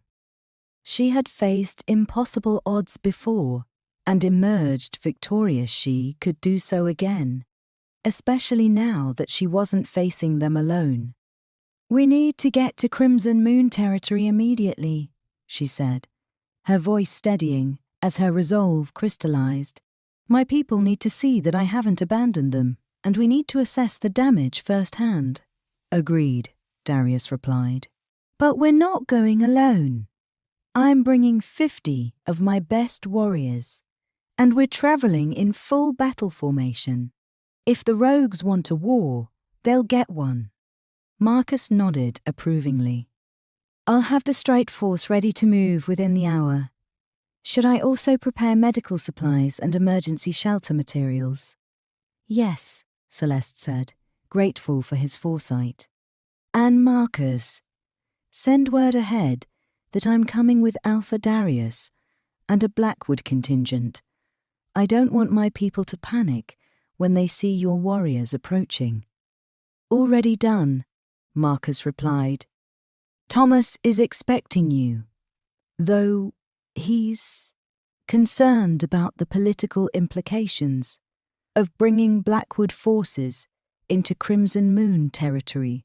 Celeste understood his concern. Her pack members were already struggling to accept the reality of her mating bond with Darius. Seeing Blackwood warriors defending their territory might push some of them past their breaking point. "They'll have to adjust," she said firmly, "because this is what Pack Alliance looks like.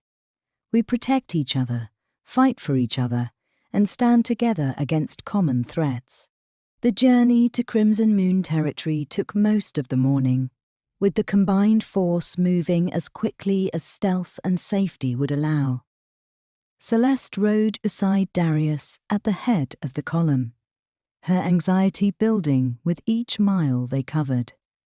Through their bond, she could feel his steady presence anchoring her emotions and lending her strength, but the guilt over her pack's suffering continued to gnaw at her. The Crimson Moon pack house came into view as they crested a low hill, and Celeste's heart clenched at the sight of the damage. The rogues had been thorough in their destruction. The main administrative building was little more than a smoking ruin, and scorch marks on several other structures suggested that they had used some form of accelerant to ensure maximum devastation. But it was the sight of her pack members working together to clear debris and tend to the wounded that lifted her spirits. Even in the face of this attack, they had maintained their unity and their determination to rebuild. Children helped adults sort through salvageable materials, while healers moved between improvised medical stations. And everywhere she looked, she saw evidence of the strong community that they had built together over the Krakendar years. Thomas emerged from what remained of the pack house as their column approached, his expression a mixture of relief and wariness as he took in the sight of 50 Blackwood warriors accompanying his Alpha.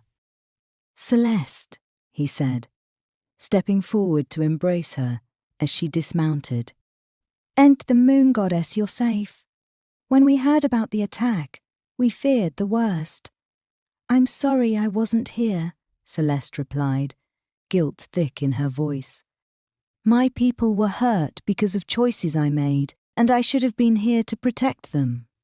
"Your people were hurt because criminals decided to target innocents," Thomas corrected, echoing Darius's earlier words.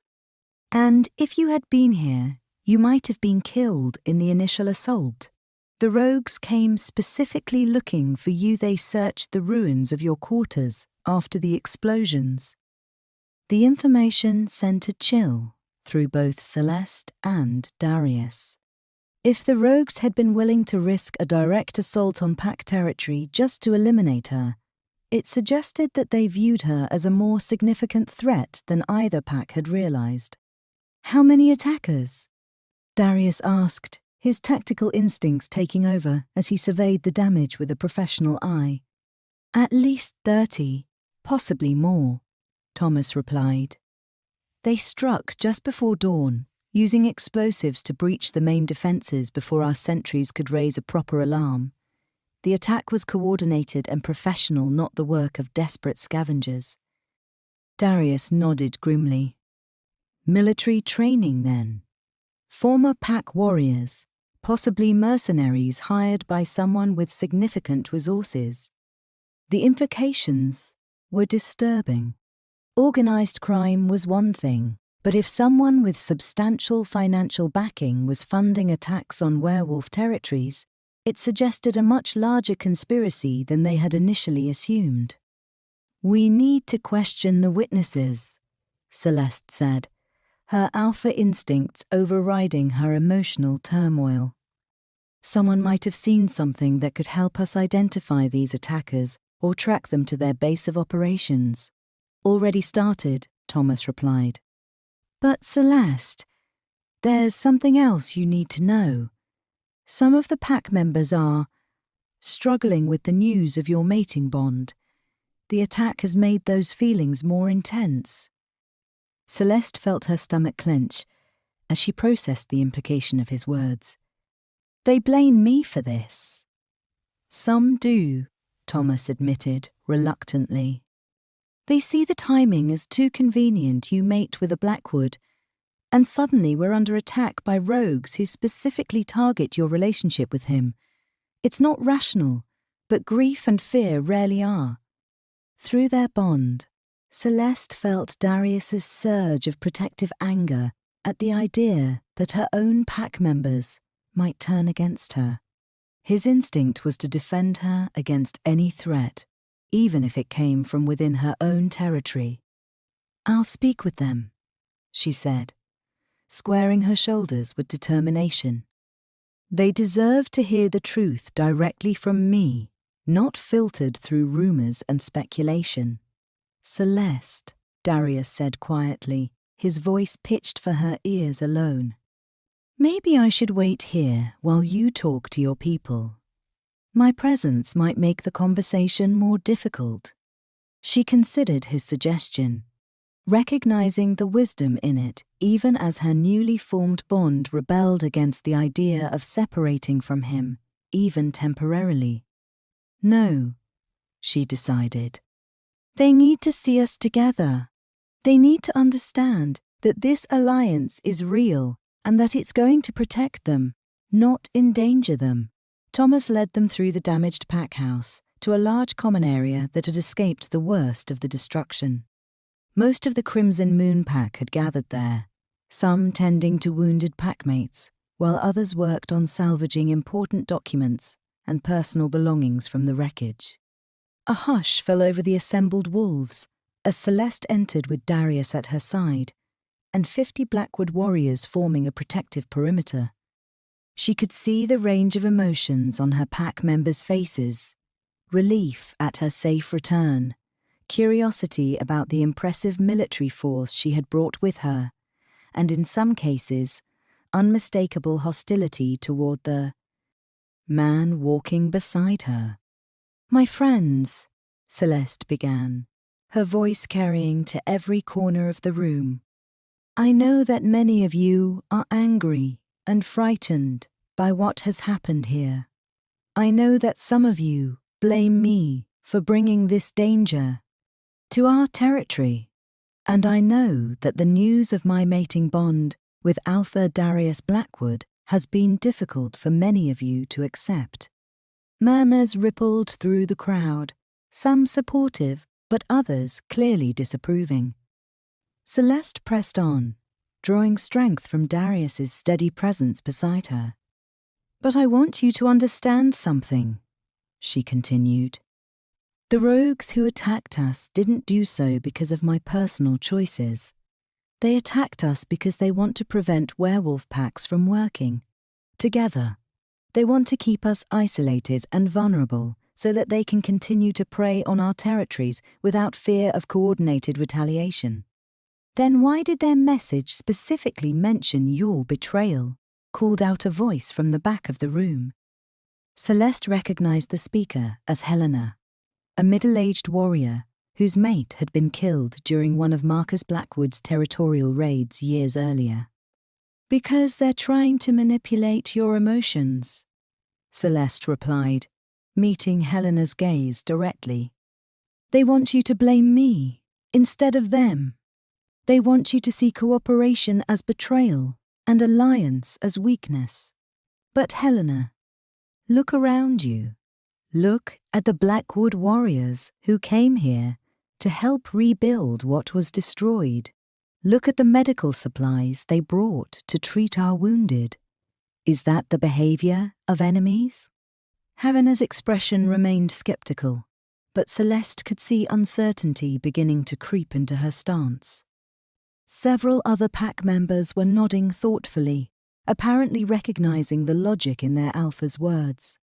The mating bond between Alpha Darius and myself isn't a political convenience, Celeste continued. It's a gift from the moon goddess that gives us the opportunity to build something stronger than either of our packs could achieve alone. Together, we can provide better security, more resources, and greater opportunities for all our people. And what happens when his true nature reveals itself? Helena challenged, her voice rising with emotion. What happens when he decides that he wants to rule the way his father did? Will you be able to stop him, or will you be too blinded by the mating bond to see what he's become? The accusation hung in the air like a physical presence, and Celeste felt rather than saw Darius tense beside her. Through their bond, she could sense his hurt at the suggestion that he was anything like his father, followed immediately by his understanding that Helena's fears came from legitimate trauma rather than simple prejudice. "Helena," Darius said, stepping forward slightly. "May I speak?" Helena crossed her arms defensively, but nodded grudgingly, clearly curious about what he might say to defend himself. "My father killed your mate," Darius said simply, his voice carrying no defensiveness or justification. "He ordered the raid but destroyed your previous pack and forced you to flee to Celeste's protection. Nothing I say can undo that harm or bring back the person you lost." Helena's eyes widened slightly, apparently surprised by his direct acknowledgement of her pain rather than an attempt to minimize or deflect it. "But," Darius continued, "I am not my father. The pack I lead operates on principles of cooperation and mutual respect rather than fear and domination. My pack members stay because they want to be there, not because they're afraid to leave. And if you give me the chance to prove myself, I think you'll find that the Blackwood pack you remember from the past no longer exists." "Pretty words," Helena replied, though her tone had lost some of its earlier hostility. "But how do we know you mean them?" "Because you can see the evidence with your own eyes," Darius said, gesturing toward the Blackwood warriors who were working alongside Crimson Moon members to clear debris and tend to the stag. "Wounded. My people didn't come here to conquer or intimidate. They came here to help their packmates because that's what your people became the moment Celeste and I completed our mating bond." One of the younger Crimson Moon members, a woman named Sarah who had joined the pack only 2 years earlier, raised her hand tentatively. "Alpha Celeste," she said, "some of us are worried about what integration will mean for our pack's identity. We've worked so hard to build something unique here will that be lost if we merge with the Blackwoods." It was a thoughtful question, and one that Celeste had been wrestling with herself. The Crimson Moon Pack had developed its own culture and traditions over the years, and she understood the fear that those things might be subsumed or lost in a merger with a much larger organization. "Integration doesn't mean assimilation," she replied. "It means bringing the best of both packs together to create something even stronger. Your skills, your traditions, your way of life, all of that will be preserved and valued in our new combined pack. In fact, it will be enhanced by exposure to new perspectives and approaches." "And what about leadership?" asked another voice. "Will we still have input into decisions that affect our daily lives?" "The leadership structure will be more complex than what we've had before," Celeste admitted. "But it will also be more robust and representative. Both packs will maintain their internal hierarchies and decision-making processes for local matters, while larger strategic issues will be handled jointly by myself and Alpha Darius." Thomas stepped forward, adding his support to her explanation. "I've spent the morning reviewing the preliminary integration plans," he said. The proposed structure actually gives us more autonomy than we had during the worst of the territorial conflicts, because we'll have the security to focus on internal development instead of constantly defending against external threats. The discussion that followed was long and sometimes heated, but Celeste was encouraged by the fact that it was happening at all. Her pack members were engaging with the reality of their new situation, rather than simply rejecting it out of fear or prejudice. By the time the formal meeting ended, most of the serious objections had been addressed, and even Helena seemed cautiously willing to give Darius and his warriors a chance to prove their intentions. As the crowd began to disperse, many pack members approached Darius individually to thank him for bringing assistance, or to ask questions about how the integration would work in practice. Celeste watched these interactions with growing pride, seeing the diplomatic skills that had made him such an effective leader and the genuine concern for others that distinguished him so clearly from his father. "That went better than I expected," Thomas said quietly, joining her as she observed Darius talking with a group of Crimson Moon children who were fascinated by the weapons and armor of the Blackwood warriors. "He's good with people," Celeste observed. "I can see why his pack members are so loyal to him. And I can see why the Moon Goddess chose him for you," Thomas replied with a slight smile. "The two of you together are going to be formidable leaders." Before Celeste could respond, one of the Blackwood warriors approached with an urgent expression on his face. "Alpha," he said, addressing both of them simultaneously. "Our perimeter scouts have detected movement in the eastern forest. It looks like we may have company approaching." The relaxed atmosphere of the afternoon immediately transformed into sharp-edged alertness as both packs shifted into defensive mode.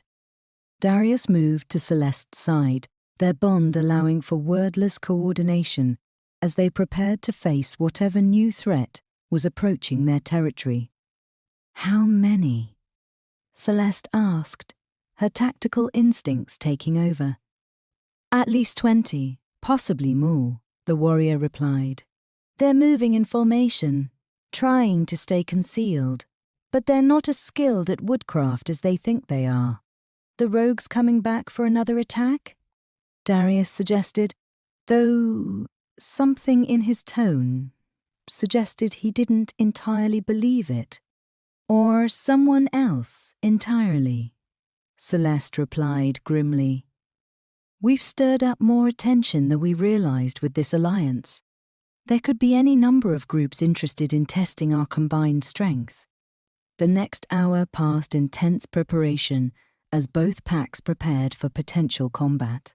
The wounded were moved to the most secure areas of the compound, while warriors took up defensive positions around the perimeter. Celeste found herself impressed by how smoothly the two groups worked together, with Blackwood and Crimson Moon fighters coordinating their efforts as if they had been training together for years. When the approaching force finally revealed itself, the sight was both unexpected and deeply concerning. Instead of rogue wolves or opportunistic bandits, they found themselves facing a delegation of werewolves, wearing the formal colours of the Continental Pack Council, the governing body that had supposedly been disbanded after the rebellion years earlier. Alpha Celeste Nightshade and Alpha Darius Blackwood called the leader of the delegation, a tall woman with silver hair and the bearing of someone accustomed to command.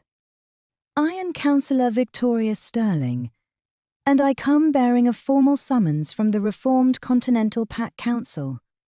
Celeste felt her blood turn cold as she processed the implications of the woman's words. If the council had been reformed without her knowledge, it meant that the political landscape of werewolf society was changing in ways that could threaten everything she and Darius were trying to build. "The Continental Pack Council was dissolved 7 years ago," Darius replied. his voice carrying the dangerous calm that Celeste had learned to associate with barely controlled anger.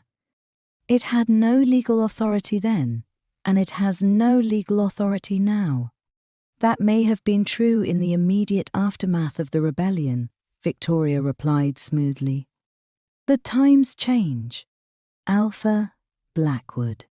The chaos and lawlessness that followed the council's dissolution have convinced many pack leaders that some form of central authority is necessary to maintain order and protect innocent werewolves from the kind of violence we've seen recently.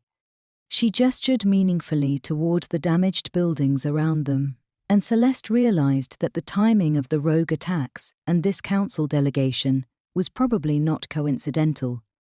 What kind of summons? Celeste asked, though she suspected she already knew the answer. You are both commanded to appear before the Reformed Council to answer charges related to unauthorized territorial expansion, unlawful pack mergers, and conspiracy to undermine established werewolf governance, Victoria replied, producing a formal document from her satchel. The charges were obviously fabricated, but they were also cleverly constructed to exploit existing tensions within werewolf society. Many packs had been struggling with questions of legitimacy and authority in the years since the rebellion, and the idea of returning to some form of centralized control might appeal to leaders who felt overwhelmed by the complexities of the new political landscape. And if we refuse to acknowledge the council's authority? Darius asked, though his tone suggested that he already knew what the answer would be. Then you will be declared rogue packs, and subject to enforcement action by all loyal council members, Victoria replied. Your territories will be redistributed to more cooperative leaders, and your pack members will be given the opportunity to pledge allegiance to legitimate alphas or face the consequences of their continued association with outlaws. The threat was clear and comprehensive. If they refused to submit to this new council, they would find themselves fighting not just rogue bands, but potentially dozens of established packs who had chosen to align themselves with the reformed authority structure. How many packs have joined this reformed council? Celeste asked, trying to assess the scope of the threat they were facing. 47 territories across North America have formally recognized the council's authority, Victoria replied with obvious pride. And more are joining every week as they realize the benefits of returning to a proper system of governance. The numbers were staggering. If nearly 50 packs had already aligned themselves with the Reformed Council, it meant that Celeste and Darius were potentially facing a military alliance that outnumbered their combined forces by more than 10-1. We'll need time to consider your invitation, Darius said carefully. Of course, Victoria replied. You have 72 hours to provide your response. After that, the council will assume that you have chosen to reject legitimate authority and will act accordingly. With that ominous pronouncement, the delegation withdrew as quickly as they had arrived, leaving both packs to grapple with the enormous implications of what they had just learned. This is a trap, Celeste said, as soon as the council representatives were out of earshot. The rogue attacks, the timing of our mating bond. Now this summoned someone has been orchestrating events to force us into exactly this position. Agreed, Darius replied grimly. The question is, who benefits from either our submission to the council or our destruction as rogue packs? Thomas, who had been listening to the exchange with growing alarm, stepped forward with his own analysis. It has to be someone with significant resources and influence, he said. Organizing rogue attacks while simultaneously building a shadow council requires coordination across multiple territories and the ability to convince established alphas to take enormous risks. Someone who was part of the original council, Celeste realized, the pieces suddenly clicking into place in her mind. Someone who survived the rebellion and has been waiting for the right moment to reclaim power. The implications were chilling. If one of the corrupt council members had managed to survive the purges that followed the rebellion, they would have had years to plan their return to power and recruit allies who shared their vision of centralized werewolf governance. "We need intelligence," Darius said, his tactical mind already working through the problem. "Names, locations, resources, anything that can help us understand what we're really facing. And we need allies," Celeste added. "If 47 packs have joined this reformed council, there must be others who have refused or are wavering in their support. We need to identify them and convince them that there's an alternative to submission or destruction." The next 72 hours would determine not just the fate of their combined packs, but potentially the future of werewolf society across the entire continent. As Celeste looked around at the damaged buildings and injured pack members who were depending on her leadership, she felt the weight of responsibility settling on her shoulders like a physical burden. But when Darius moved to stand beside her, his presence steady and strong through their mating bond, she also felt the stirring of something that might have been hope. They had faced impossible odds before, and emerged victorious. Perhaps they could do so again, especially now that they no longer had to face those odds alone. "Whatever happens," she said quietly, "for his ears alone, we face it together." "Together," Darius agreed, his hand finding hers and squeezing gently. "Always." As the sun set over the damaged Crimson Moon territory, both packs began the grim work of preparing for a war that none of them had wanted, but that seemed increasingly inevitable. The mating bond that had brought Celeste and Darius together in love and hope now represented the last. Best chance for creating a future where cooperation could triumph over conquest and where the sacrifices of the past might finally lead to something better. The reformed Continental Pack Council had made their position clear: submit or be destroyed. But they had underestimated the strength that could emerge from two hearts bound together by fate, and two packs united by something more powerful than fear. The real battle was just beginning.